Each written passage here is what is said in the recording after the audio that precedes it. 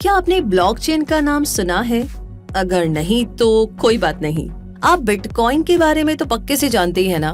तो बस ब्लॉकचेन को समझना आपके लिए आसान होगा, क्योंकि बिटकॉइन की रिकॉर्ड कीपिंग टेक्नोलॉजी को ब्लॉकचेन कहते हैं और ये बिटकॉइन जैसी क्रिप्टो करेंसी के अलावा बैंकिंग और इन्वेस्टिंग की दूसरी फॉर्म से भी रिलेट करती है।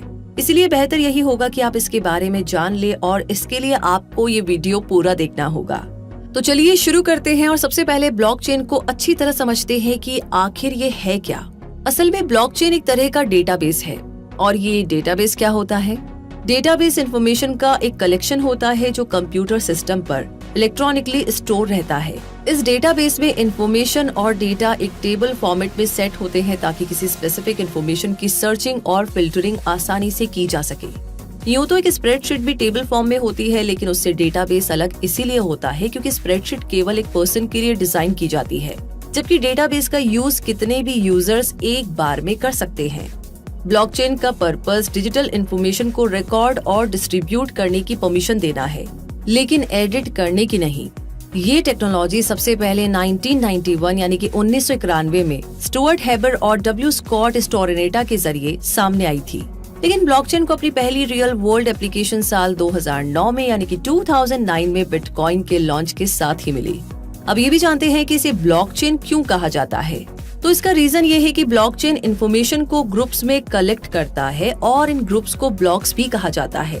हर एक ब्लॉक में लिमिटेड स्टोरेज कैपेसिटी होती है, इसीलिए जब एक ब्लॉक भर जाता है तो वो पहले भरे हुए ब्लॉक से जाकर जुड़ जाता है। ऐसे एक चेन बन जाती है डेटा की चेन, और इसीलिए इसे ब्लॉकचेन कहा जाता है। और अब जानते हैं ब्लॉकचेन के एलिमेंट्स जो मिलकर के ब्लॉकचेन तैयार करते हैं और साथ ही इस चेन के काम करने का तरीका भी जानते हैं। ये ब्लॉकचेन ऐसे ब्लॉक्स की चेन है जिसमें इंफॉर्मेशन है। हर ब्लॉक के पास पिछले ब्लॉक का एक क्रिप्टोग्राफिक हैश है। ये हैश हर ट्रांजैक्शन पर जनरेट होता है और ये नंबर्स और लेटर्स की एक स्ट्रिंग है। हैश ऐसा कनेक्शन है जो लेटर्स और नंबर्स के इनपुट को एक फिक्स लेंथ के एनक्रिप्टेड आउटपुट में कन्वर्ट करता है। ये हैश केवल ट्रांजैक्शंस पर डिपेंड नहीं करता है, बल्कि चेन में उससे पहले बने हुए ट्रांजैक्शन हैश पर भी डिपेंड करता है। अगर ट्रांजैक्शन में एक छोटा सा भी चेंज किया जाए तो एक नया हैश बन जाता है। यानी अगर ब्लॉकचेन के डेटा के साथ कोई भी छेड़छाड़ करने की कोशिश की जाए तो उसकी सारी सेटिंग्स चेंज हो जाती है और इस तरीके से रिकॉर्ड में हुई हेराफेरी का पता लगाया जा सकता है। इसीलिए ये एक सिक्योर ऑप्शन है। ये ब्लॉकचेन बहुत से कंप्यूटर्स पर स्प्रेड होती है और हर कंप्यूटर के पास ब्लॉकचेन की कॉपी होती है। इन कंप्यूटर्स को नोड्स कहते हैं। ये नोड्स हैश को चेक करके पता लगाते हैं कि ट्रांजैक्शन में कोई बदलाव तो नहीं हुआ है ना।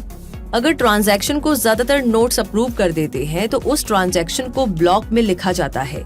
ये नोड्स ब्लॉकचेन का इंफ्रास्ट्रक्चर फॉर्म करते हैं। ये ब्लॉकचेन डेटा को स्टोर, स्प्रेड और प्रिजर्व करते हैं। एक फुल नोड कंप्यूटर जैसी डिवाइस होती है जिसके पास ब्लॉकचेन की ट्रांजैक्शन हिस्ट्री की एक फुल कॉपी होती है। ये ब्लॉकचेन अपने आप को हर 10 मिनट में अपडेट करती है। ब्लॉकचेन के इम्पोर्टेंट एलिमेंट्स क्या है और ये मिलकर के कैसे काम करते हैं, ये जानने के बाद अब आपको बताते हैं कि बिटकॉइन के लिए ब्लॉकचेन कैसे यूजफुल है। बिटकॉइन के लिए ब्लॉकचेन एक स्पेसिफिक टाइप का डेटाबेस है जो हर बिटकॉइन ट्रांजैक्शन को स्टोर रखता है।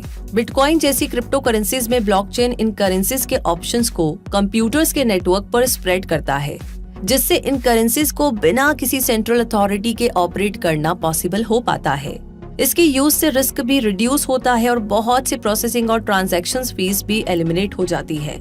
बिटकॉइन की ब्लॉकचेन में जो ब्लॉक्स होते हैं वो मॉनिटरी ट्रांजैक्शंस के डेटा को स्टोर करते हैं, लेकिन असल में ब्लॉकचेन ट्रांजैक्शन के दूसरे टाइप्स का डेटा स्टोर करने के लिए भी रिलायबल होता है। ऐसे बहुत से एरियाज है जहां ब्लॉकचेन यूजफुल साबित हो सकती है और बहुत से इम्पोर्टेंट सेक्टर्स की सर्विसेज को बेहतर बना सकती है। जैसे बैंकिंग और ब्लॉकचेन के बीच डिफरेंस को देखें तो फाइनेंशियल इंस्टीट्यूशंस में ज्यादातर 5 डेज अ वीक वर्क होता है।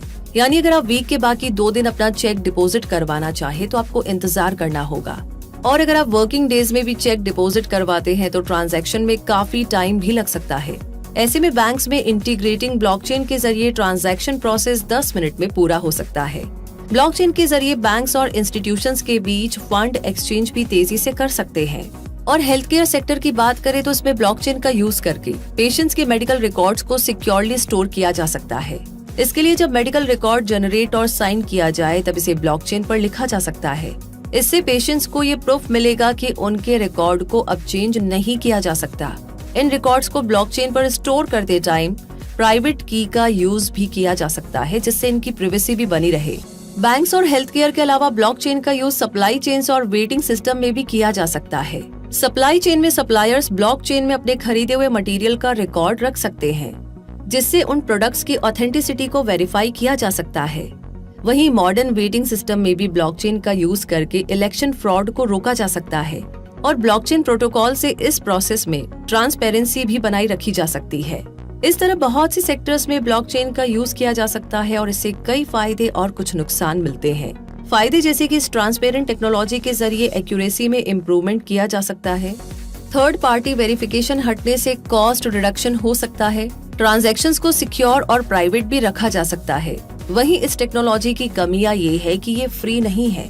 इसकी स्पीड की वजह से ये हर सेकंड लिमिटेड ट्रांजैक्शंस ही कर सकती है और इसका यूज इलीगल एक्टिविटीज में होता रहा है। तो दोस्तों, ये थी ब्लॉकचेन के बारे में ऐसी खास और इम्पोर्टेंट जानकारी जो आपके पास जरूर होनी चाहिए थी। इसीलिए इसे बाकी लोगों के साथ शेयर करना बिल्कुल ना भूले। ये वीडियो कैसा लगा कमेंट बॉक्स में लिख करके जरूर बताएं और साथ ही साथ कोई सवाल है तो प्लीज आप उसे लिख दीजिए। हम पूरी कोशिश करेंगे जल्द से जल्द आपके सवाल का जवाब लेकर के वीडियो लेकर के बहुत जल्दी ही आपके सामने आए। तो तब तक के लिए बनाए रखिए अपना साथ क्विक सपोर्ट के साथ। और अगर आपने आज ही हमें ज्वाइन किया है, आप नए हैं हमारे चैनल पर, तो प्लीज सब्सक्राइब कर लीजिए और जो बेल आइकन दिख रहा है उसे प्रेस कर दीजिए। मिलेंगे बहुत जल्दी ही अगले वीडियो में, तब तक धन्यवाद।